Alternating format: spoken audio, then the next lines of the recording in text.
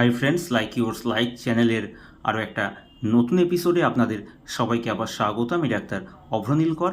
আজকের এই এপিসোডটা বিশেষ করে তাদের জন্য যাদের বাড়িতে ছোট বাচ্চা রয়েছে এবং বাচ্চার প্রায় সর্দি কাশি লেগে থাকে। আমার ক্লিনিকে এরকম অনেক মায়েরা বাবারা আসেন, এসে বলেন যে ডাক্তারবাবু, আমার বাচ্চার প্রায় সর্দি কাশি হয়, কিভাবে এই সমস্যা থেকে আমার বাচ্চা মুক্তি পাবে। আপনারা যারা এই ভিডিওটা দেখছেন, আপনাদের মধ্যেও কিন্তু এরকম অনেকেই আছেন যার বাচ্চার এরকম প্রায়ই ঠান্ডা লেগে যায়, সর্দি কাশি হয়। অনেকভাবে চেষ্টা করছেন কিন্তু এই সমস্যার সমাধান হচ্ছে না।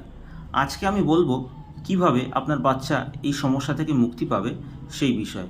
প্রথমেই বলি, আমরা যেটা করে থাকি হোমিওপ্যাথিতে লক্ষণ অনুযায়ী ওষুধ প্রয়োগ করে থাকি, এবং লক্ষণ অনুযায়ী যদি সঠিক ওষুধ প্রয়োগ করা যায় তাহলে কিন্তু খুব সহজেই এই সমস্যা থেকে মুক্তি পাওয়া যায়।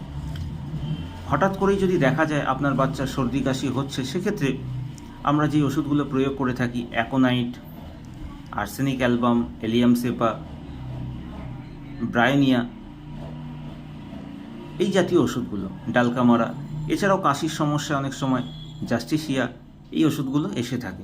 তবে যদি দেখা যায় যে আপনার বাচ্চার এরকম প্রায় ঠান্ডা লাগছে, ওষুধ খেলে কমে যাচ্ছে, কিন্তু আবার প্রায় এই সমস্যা ফিরে আসছে, সেক্ষেত্রে কিন্তু আপনাকে যেটা করতে হবে, আপনার বাচ্চাকে অবশ্যই নিকটবর্তী হোমিওপ্যাথিক ডাক্তারবাবুর কাছে নিয়ে যেতে হবে এবং তার পরামর্শ অনুযায়ী ওষুধ সেবন করাতে হবে।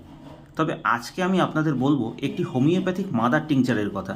আপনারা চাইলে আপনাদের বাড়িতে রাখতে পারেন এই হোমিওপ্যাথিক মাদার টিংচারটি, অসিমাম স্যাংটাম মাদার টিংচার।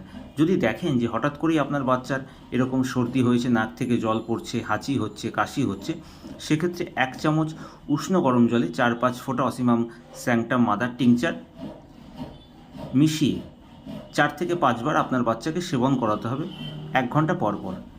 তাহলে দেখবেন আপনার বাচ্চার যে কষ্ট হচ্ছিল সেই সমস্যা দূর হবে। এছাড়াও যদি আপনার বাচ্চার সর্দি কাশির প্রবণতা থেকে থাকে, সেক্ষেত্রে শীতকালে প্রতিদিন সকালে খালি পেটে 1 চামচ উষ্ণ গরম জলে 4-5 ফোঁটা অসিমাম স্যাংটাম মাদার টিংচার মিশিয়ে যদি অন্তত 1 মাস আপনার বাচ্চাকে সেবন করান, দেখবেন আপনার বাচ্চার এই যে সর্দি কাশি লাগার প্রবণতা, এই সমস্যা দূর হবে। তবে এরপরেও যদি সমস্যা হয়, সেক্ষেত্রে আপনাকে কিন্তু অবশ্যই হোমিওপ্যাথিক ডাক্তারবাবুর পরামর্শ নিতে হবে। আপনারা চাইলে স্ক্রিনের উপর দেওয়া হোয়াটসঅ্যাপ নাম্বারেও আমার সঙ্গে যোগাযোগ করতে পারেন। তো আজকে আমি আপনাদের বললাম, আপনার বাচ্চার যদি প্রায় সর্দি কাশি লেগে থাকে, কিভাবে সেই সমস্যা থেকে আপনার বাচ্চা মুক্তি পাবে সেই বিষয়। কেমন লাগলো আজকের এপিসোডটি অবশ্যই আমাকে কমেন্ট করে জানাবেন। আজকের এপিসোডটি যদি আপনাদের ভালো লেগে থাকে তাহলে অবশ্যই ভিডিওটিকে লাইক করুন, শেয়ার করুন, আমার চ্যানেলটিকে অবশ্যই সাবস্ক্রাইব করুন এবং নোটিফিকেশান আইকনটিকে প্রেস করুন। আপনারা সবাই সুস্থ থাকুন, ভালো থাকুন।